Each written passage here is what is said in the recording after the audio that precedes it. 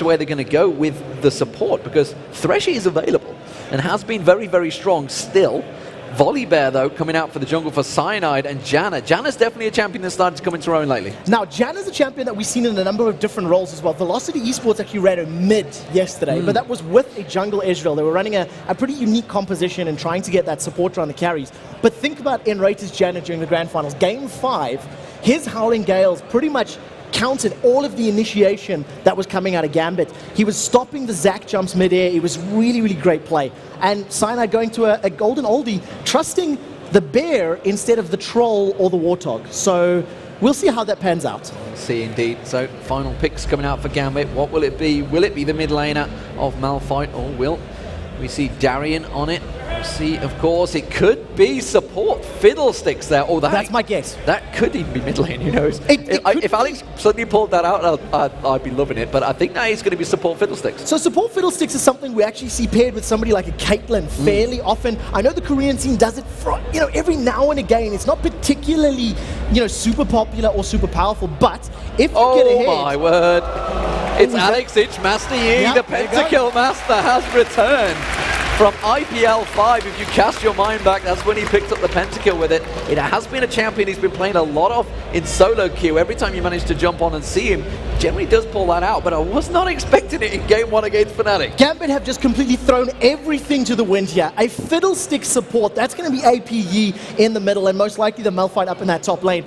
They've got so much damage and so much initiation and counter initiation. If you try to focus a Fiddle, he's just going to fear you, silence you, the others are going to kill you. So there's a lot of synergy in and amongst the Gambit composition. What I think Fnatic will need here now is somebody fairly tanky. Rumble is available if they wanted to go for that route. You can use the Equalizer, or Elise, of course, we know that sOAZ played a lot during the course of the spring split. Also has the safety features of the Repel, can get in and out and avoid a lot of damage. It's quite a clever choice against Darien as well. Obviously that armor, he doesn't want to be an AD-style champion, doesn't want to be a bruiser, so he has gone straight for that. And Elise has been a very strong champion. We've seen Boy running it a few times as well. No Trinity this time around, we'd say. So Elise was actually the second most popular champion during the spring split. 75% of the games was either picked or banned, which is a massive, massive percentage of games. Drew 50 bans and was actually allowed to be picked 34 times. So we'll see how it pans out. It was a bang-on even 50% win ratio. So yeah, the champion's fantastic, but perfectly balanced in the right hands. So what do we see here between these two teams? Because this is definitely a fresh-looking Gambit right here. And this is a pretty fresh-looking Fnatic as well in terms of the champions. You've got great all-ins. Elise, Volibear, Kha'Zix, they want to dive in there and fight all the time. If you put a Varus ultimate on top of that, it gives them the freedom to do so. I feel like Fnatic will be playing a split-push composition again, because in a full-on 5v5 team fight, Gambit is simply stronger. Gambit has more crowd control, more damage, more AoE, and it will shred Fnatic. So we'll see them doing those mid-top side lane pushes and trying to find those 2v2 and 3v3 skirmishes where their composition will excel.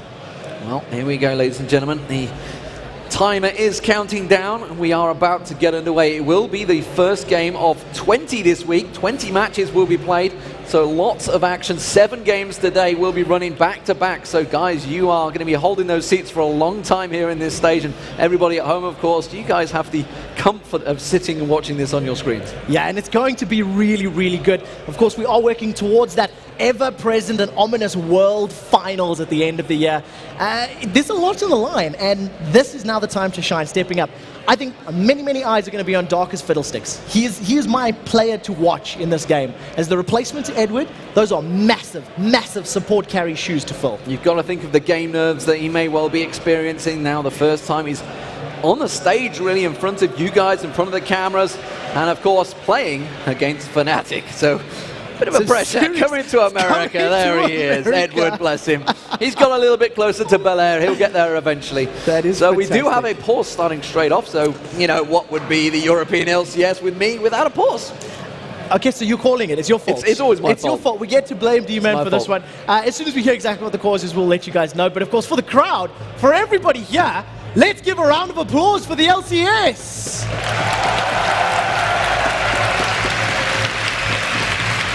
And I tell you what, this crowd, they've been queuing up for hours. We sat down to do the tech rehearsal. I kind of felt a little guilty when we had to keep walking past them. It's like, Guys, Yeah, sorry, we don't sorry, start guys. for like 2 odd hours yet. You guys are a little bit early. Massive. But it seems to get the seats, they have to get in early. Yeah, get the seats, and there's been a few thievering seats from some of the stages, but we've got control of the stage. We've got The control of Dreamhack the guys stage. keep pushing them back. Yep. It's unfortunate, but they wanted to get more seats in there. There was standing room as well, but unfortunately they've had to remove them. It's the safety, awesome. health and it is. safety, No, gone mad. We really have to, and yeah, you know, it's a big event. It's the kickoff of the summer split. We're not 100% sure what the cause is, but we did have a hardware-related issue earlier. Swapped out one of the PCs, but it doesn't look like that is the cause right now. So we'll get an update for you as soon as we can. Yeah, we're just waiting for them to get in the way. So let's review what we've got coming up and what's happened really. So let's remind you guys what happened in the spring split. Of course, Fnatic, they did win it, and Gambit came second, but more importantly, Evil Geniuses ended up coming third, despite finishing fourth in the league. And SK Gaming, they didn't do well in that playoffs. But ladies and gentlemen, enough about that. That was the top 4. We are about to get underway. It is going to be Gambit starting as the blue team. And of course, the red team will be Fnatic. We are live, and hopefully you guys will see it on your screens in a moment. So what are we expecting early on from this? We haven't seen a great deal of crazy aggression in some scenes, but if you look to the Korean scene, they always do those late invades, or they'll always go and look for an advantage. We have start to see some aggression in the North American LCS as well. A lot of ward placement coming out, but there's really no wards being chucked down at the moment. There's just 2 on the map. Yeah, so at the moment there's a big clump of Fnatic members in and around that red buff area, pretty much waiting, anticipating that Wraith Camp ward that may be coming in. They're playing fairly defensively. In terms of the early game, the Gambit members definitely have a slightly stronger low level. If they have the fear, the Dark Wind from Fiddlesticks bouncing around, it'll silence multiple members. And when you've only got one ability, how key it is to not get that out. But it's a slow passive start. 2 wards down, deep on the river for Fnatic, and just that single one up top for Gambit. Well, the ping signaling that they are expecting to find someone. The Death Bush has had a ward placed in it, and of course nRated is just going to chuck out the wards of his own. Of course, it doesn't look like there's going to be any late invade, so it's going to be standard setup here as well as standard meta as well, because everybody looking like to be going for those lanes. So it doesn't seem that Fnatic want to force a switch in those lanes. They're happy to go up against Ezreal and Fiddlesticks. And remember, this is something that reminds me when we think back to the beginning of the spring splits and how passive and slow the games are right at the beginning, because everybody just needs to find their groove, find their rhythm, get into the mindset of the best of ones, and then we'll start seeing some crazy things. This support Fiddlesticks is going to need a good couple of levels before he's really going to have a very big presence in that lane, because of course we'll see how he decides to skill. Most likely going to be going for that fear, and that cranks up to a good couple of seconds worth of crowd control. So how do we make out this mid lane as well? Peke versus Aleksei. It's an age-old battle, and really it was a battle to see who was going to be in the All-Stars as well. But Aleksei on Master Yi against Peke. Peke's going to really struggle early on here. I completely agree, and I think if Alex plays this lane correctly, it should be almost impossible for Peke to really kill him. Peke does have Ignite, so once Master Yi starts channeling and meditating to get that armor and health back, if he gets ignited and he's low enough, Peke may be able to kill him. But basically, because of the cooldown and the massive regen that it gives Alex, he should never be at an insta-kill position. Whereas, if Peke takes more and more poke, his sustain is nowhere near the same level as that Master Yi. So I expect Alex to pull ahead the longer it goes. Meanwhile, of course, the top lane, it is Darien versus sOAZ, and that is going to be Malphite versus Elise, and Elise looking like already taking a little bit of control in this lane. You can see 2 CS to 8 already. Yeah, that range is really going to play into her favor, and of course the fact that she's got that percentage HP magic damage, it'll just help burn through Malphite's passive and just try to keep him low. But of course the cooldowns versus mana costs, etc. We'll see how well sOAZ plays it. At the moment, Darien is not risking anything. He's giving up those CS to avoid taking unnecessary damage. And you can see that Cyanide is just waiting in the wings. Even if they force Darien away, the amount of CS he may lose will be worth some time investment and some pressure. Well, meanwhile, down that bottom lane, didn't really get a chance to talk about it too much, but the Varus and Janna combo of YellOwStaR and nRated versus Genja and Darker. Darker at the moment, obviously, been a little bit aggressive. I've seen he's been throwing out there. Meanwhile, actually, the top lane, you can see sOAZ getting dived on, but you can see the junglers are back there. They're going to go straight back in. Don't think they're going to be able to catch either one. They are very close. And technically, the junglers kind of read each other's minds. They were in the same place at the right time. Yeah, they basically traded a couple of flashes there in terms of, jungler for jungler. Both of the top laners not burning either of their summoner spells. sOAZ and Cyanide still want to play, though, and they're hanging around. We do see in the middle, there's an Ignite going down, trades back and forth, but doesn't look like anyone's going to die. Very low here, and xPeke thinking about, well, he could actually get on and finish him off, but then again, he could also have the Alpha Strike, which will get a lot of damage down. He's using those Void Spikes not to pick up any CS. He is going to get caught out again there, taken very, very low. You can see the jungler sat ready and waiting in the wings. And crucially, there's no flash for Aleksei. xPeke did burn his Ignite and his flash. Look at this regen. Here comes Diamondprox. Is he going to charge? He has. He has going to go into it. He's going to eat 2 tower hits as well. xPeke putting a lot of damage down, and you can see Cyanide just hiding off the side. They're going to go in. Can he get the flip on towards Diamondprox? It's Aleksei he's going to go for. He does go in, but xPeke's not really on the same wavelength, and instead, nobody really goes for the kill. xPeke had no Ignite and not enough mana to do a full combo, so if he did leap in, he wouldn't be able to get Taste of Fear or those Void Spikes down. Instead, he was hanging back, seeing what Cyanide could do, and basically nothing came of that particular gank. At the moment, we're seeing trades back and forth, but a very, very big CS advantage in favor of sOAZ in the top lane. At 5 minutes, already double the numbers, and a very early Cage's Lucky Pick picked up. Yeah, went back for the Cage's Lucky Pick, got the Fairy Charm as well. Building up those charms. That Dark Wind continuing to go off, bouncing around on nRated, and actually a bit of CS being picked up by Darker as well, while his AD carry goes back to buy. Double Doran's Blade actually started off for Genja this time around, so we'll see whether he goes into the effectively standard Blue Ezreal build these days, or whether he's going to go into something new. And that build would actually do very, very well against Fnatic's composition, because Volibear at least have to chase. YellOwStaR gets feared, he gets drained, he's taking a lot of damage. Taking a hell of a lot of damage there. Darker really putting a number on in there. Genja wasn't quite on the same wavelength, so I kind of feel like Edward is in a similar position there as he goes a bit aggressive, and his AD carry not quite responding. So as back in that top lane, continuing to farm. We also see Darien, he went back and got himself that null magic mantle. So that'll just be obviously trying to survive a bit of the damage that sOAZ is putting down. It's a good combo, and just going back to that Blue Ezreal build, it would work very well against Kha'Zix, Volibear, and Elise. Keep them kited, keep them controlled and slowed, and give him the ability to pretty much evade them during the team fight. So we'll see how he decides to skill up and itemize. Diamondprox is coming from behind. He's put a ward down on this Tribush, and YellOwStaR is a little bit alone. There is no nRated in sight, but thanks to the vision, it is meaning YellOwStaR can back away safely. So he manages to avoid that one. Cyanide maybe wants to sniff around at Diamondprox. A lot of aggression on the map. There's 2 junglers. They're playing a little bit of footsie around that blue area, but xPeke and Aleksei also going at it once again in that mid lane. And they are both very low on health. You can see the Tear of the Goddess was picked up by xPeke as he went back, but it was a double Doran's Ring picked up by Aleksei, and he's looking to try and be a little bit aggressive there. YellOwStaR trying to wind up there, but instead immediately gets silenced out. sOAZ in that top lane again, continuing to have his farm pressure, but Darien, he's starting to catch back in there. And that's definitely something you've actually got to remember, in terms of the CS numbers. Even though they're now closing the gap and evening out, sOAZ has had that Cage's Lucky Pick for a little while already, so it's going to be earning him additional gold, additional income, so it'll slowly push him further and further ahead. In terms of team fights though, Darien is going to offer much more to his team because of that unstoppable force. So even with less farm and less gold, his CC and his initiation power is going to be much more powerful than that single target cocoon of Elise. It's going to be the blue buff for Aleksei, and looks like xPeke going back and getting it as well. So blue buffs for both mid laners, and that's going to be important. xPeke is going to start that CS farm. You can see they're both actually dead even right now. 55 CS apiece between Alex and xPeke. So keeping that mid lane very, very tight. Diamondprox has been spotted, so they're not really being so sneaky as he's hoping as he tries to get in towards that red. Cyanide knows that he's around there. Cyanide's actually been really on the ball when it comes to Diamondprox's positioning. He's pretty much been able to effectively counter-gank, if I can use that term, because wherever Diamond has tried to apply pressure, Cyanide's been able to react and potentially save. He was in top lane, then he was in bottom by Tribush, now he was middle by red buff. At the moment, both teams are just playing very, very passively, and it's just going to take one misstep, one miscalculation of damage or positioning, and all of a sudden that's where the first blood will come from. Very close, tense start, as you would expect between these two teams. Nothing really split, none of the gold's the exact same. 8.5 minutes gone to this game. YellOwStaR is about to back off, so we'll see what he buys, because he has this is going to be his first trip back. I'm expecting potentially straight for a BF sword here, maybe.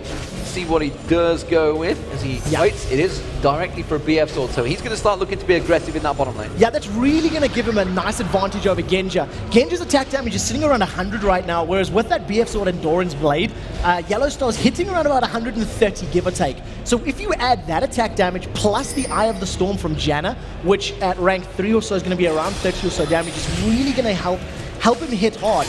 More interestingly, Genja has gone for a third Doran's Blade. Now, Genja is an AD carry that, dare I say, has been synonymous with innovating. You know, we go back to Wriggle's Lantern when he was the first to pick up Wriggle's Lantern on his AD carries. Let's see how he goes with this, third Doran's Blade now on Israel. Ignite being used in that mid lane. Aleksei went aggressive on xPeke and forced him back, but it's just going to be his Ignite down, just quite happily to use that. Really didn't look like he was had any chance at all of getting the kill, but just went straight for it. We do see YellOwStaR pushing very aggressively in that bottom lane as well. He is on his own. Diamondprox is nearby, so we'll keep our eye on that bottom area. Immediately the pings go down, because remember, as soon as Darker gets that Crow Storm, gets a fear off on him, it would catch him out. Immediately has to use that hail of arrows to escape. And that's actually something that is going to be a little bit of a counter to Fiddlesticks. If YellOwStaR is on point and lands a Varus ultimate, which at the professional level is actually quite difficult to do, as many people will know how many Varus ultimates get whiffed, you can lock Fiddlesticks in place. You can pin him to the ground, and you can ensure that that Crow Storm is controlled. In the mid lane, they've caught Alex. They have caught him out. They do manage to get the flip. It should be xPeke taking first blood here. He's trying to meditate through it. Is he going to be enough? Diamond comes back in, tries to knock him. Alex finally getting away, but I think xPeke may well go down from this one. And now Cyanide's in trouble because Diamond's going to be diving in towards him. He gets the flip off. The passive, of course, from Cyanide. Is it going to be enough? Very close. Yes, it is. And it's Fnatic that come out with 2 kills. I cannot believe how long Aleksei survived. He meditated through so much damage. The Ignite wore off. There was no flip from Volibear. He couldn't throw him over his shoulder and interrupt that ability. Nevertheless, 2 for 1. And of course, first blood does go to Fnatic. So that gives them a small gold lead, which is definitely going to play into their favor. And we'll see how this Mana Mune Kha'Zix is going to do against the needlessly large rod of Aleksei. Meanwhile, sOAZ and Darien also having a little tit-for-tat in that top lane. They're both down to half health. You can see they've had a little bit of aggression, but now that bottom lane, Darker getting caught a little bit. Genja's going to get exhausted down the bottom. Can he get caught out? No, he's going to turn it back on towards nRated. Tries to go aggressive, has to use the shield himself. But remember, YellOwStaR with that BF sword against a triple Doran's Blade Genja. And I'll tell you what, that is a tight fight. Very, very tight. And YellOwStar's mana was very, very low, so he couldn't get more than a full combo warp. Top lane. Up in the top lane, we do see a fight. There's Darien. He's going to repel her. He's not going to be able to get towards him. The Ignite's already going off on Darien, but sOAZ very, very low as well. And that was simply using the ultimate to escape there for him. And YellOwStaR once again in this bottom, he really is looking for blood. And all across the map now, we are keeping Panky busy. Yeah, all of a sudden, action just explodes in every single lane. If YellOwStaR had had more mana in that bottom lane, he may have been able to pick up a kill in Genja, but the sustaining the damage of those triple Dorans was able to force nRated out of the engagement and actually let Genja trade, let's say, evenly with YellOwStaR until Monsoon. Janna was able to heal them back up to full, and all of a sudden, Genja and Darker are now sitting at this decision. Do they stick in lane at low HP, or do they back off and allow some free turret damage?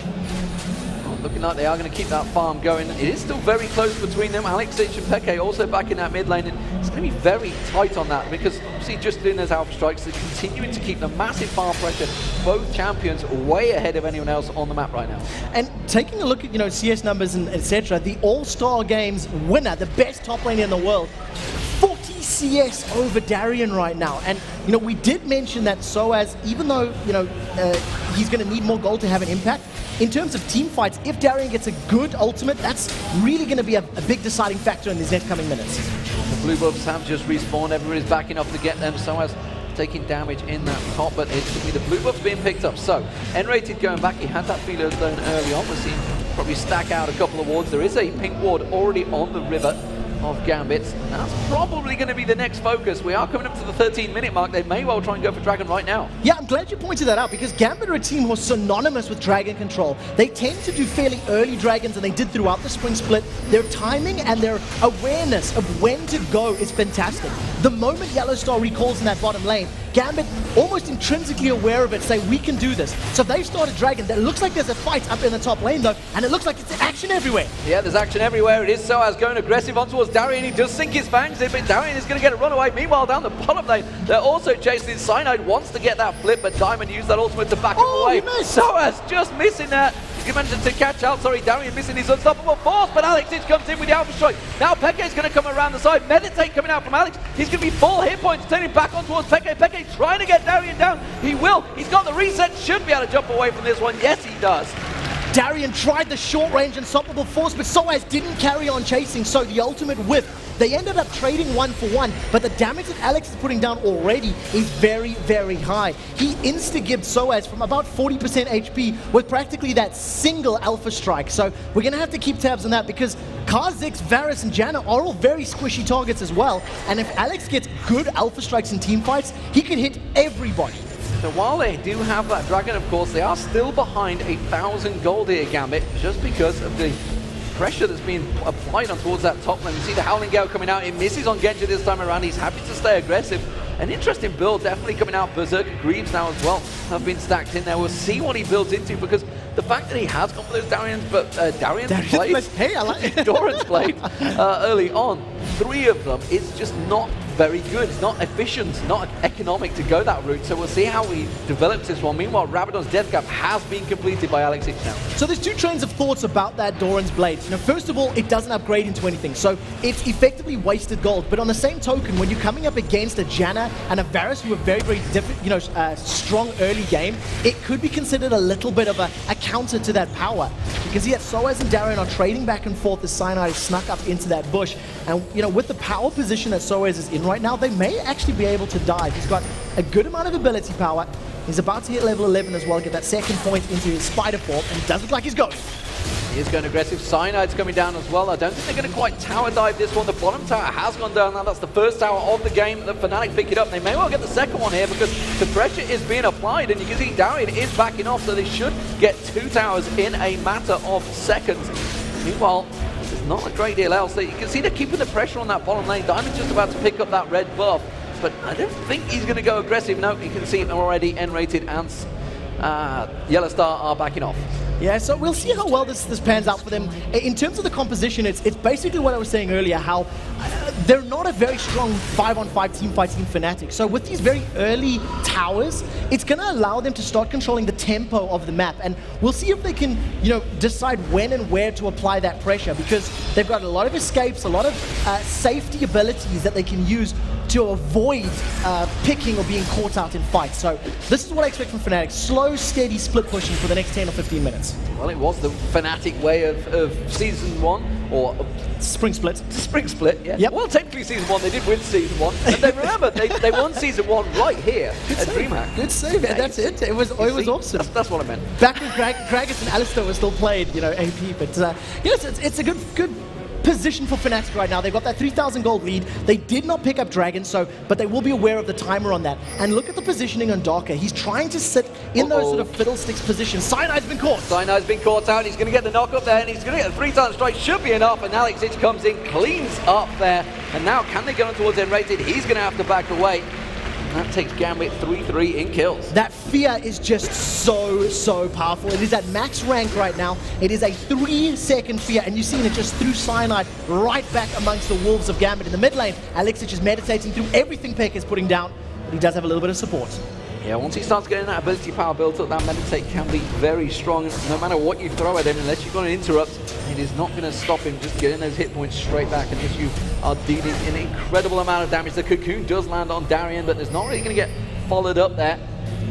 So we did see Diamond. He was wondering whether he was going to try and bait him in there, but instead they are going to head down towards his bottom lane. They're going to see if they can catch out this duo pairing.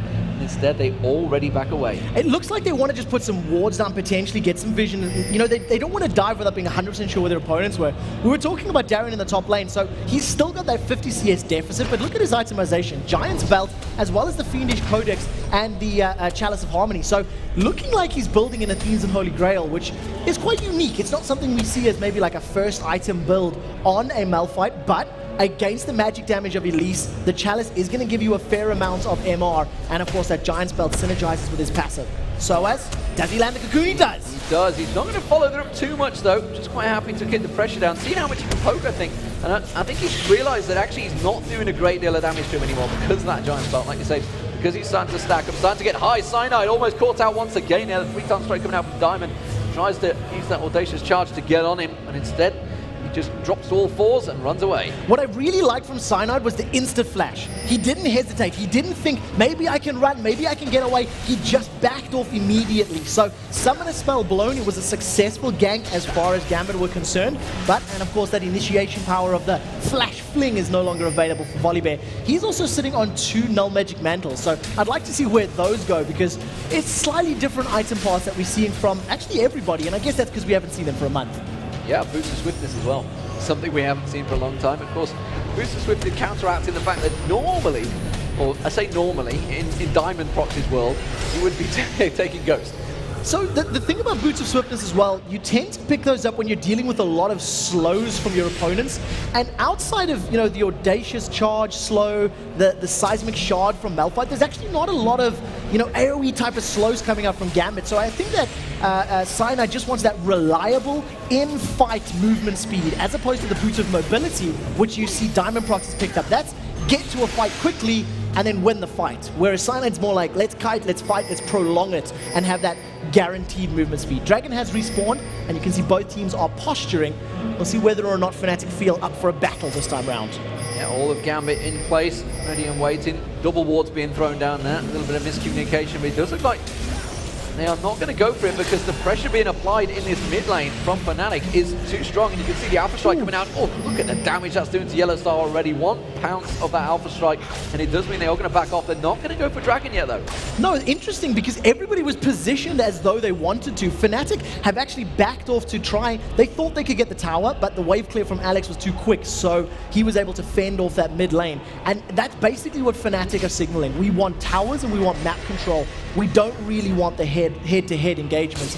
Even though they're in a stronger position, the gold lead is only 3,000, but sOAZ is much more powerful than Darien in a dueling situation, and the item advantage that YellOwStaR has over Genja is very, very big as well. Even though it's only 400 gold, it equates to that Bloodthirster, all of those stacks, and the making of that Zeal. Interestingly, Darien has completed the Athenes and Holy Grail, so going for that full AP damage early on, has got that BF sword. Oh, nRated is going to get caught out here. They're going to get 3-time strike, gets speared straight away, but Cyanide's presence for you knocks him away there. I think he could have possibly gone for that one, but instead he chose to wisely back away. They didn't want to risk anything, of course, mainly their jungler going down just before the dragon. Pretty much, and basically no vision.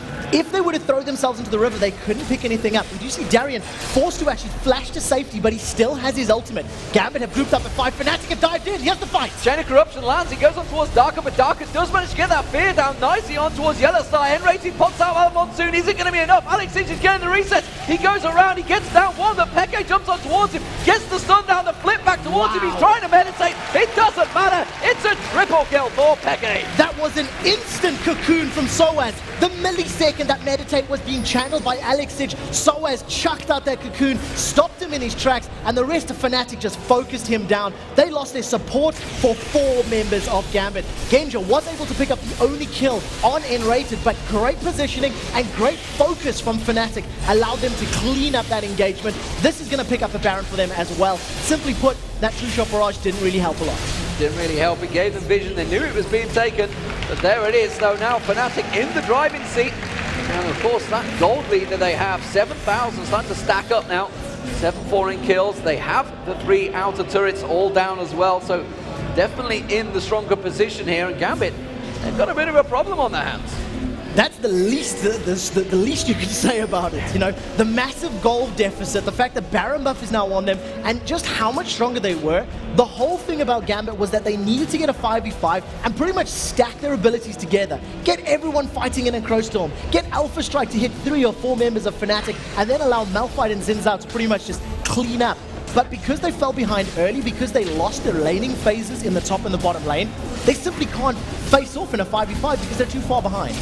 Too far behind, and the dragon is going to get picked up for Fnatic, so that's going to extend that gold lead just that little bit further, and now the lane pressure starting to be pushed. You can see sOAZ return towards that top lane. He doesn't want to let Darien get any free farm, and he's quite happy, quite confident now that he could take him down. Gets that Abyssal Scepter completed, the Haunting Guys of course on him, as well as those Sorcerer's Shoes. And Darien, while he has built that AP, he's still not that tanky. Sunfire Cape's still not quite complete, but the Sunfire Cape's not really going to help a lot against sOAZ. No, and not even in that regard. Once that Sunfire Cape is completed, we can see that YellOwStaR is very close to getting his last Whisper. He's got the pickaxe and the longsword, so he'll only be a couple hundred gold away from finishing that off. And with the Bloodthirst, the Zeal, and the Lost Whisper, plus the plus 50 attack damage from Janna, that is a terrifying, terrifying Varus. And basically, even if they get to him, YellOwStaR is going to have enough damage to actually cut through all of that HP and armor that Darien has. More importantly, xPeke is getting stronger and stronger. Last Whisper completed, Muramana also being picked up along with that Hex Streak. He's just about to back off and buy once again. Of course, with those 5 kills, he is a scary, scary flying bug right now. And now, it's just, of course, why not get a Vampiric Scepter along with the Giant Spell? Yeah, just get the sustain built towards that Bloodthirster as well. It just synergizes so well with Kha'Zix's entire kit. And it's just going to allow him to prolong those fights. You know, take some poke from Alpha Strike, go into the jungle, clear out the camps, get the HP back, in addition with your Void Spikes, and then carry on pushing.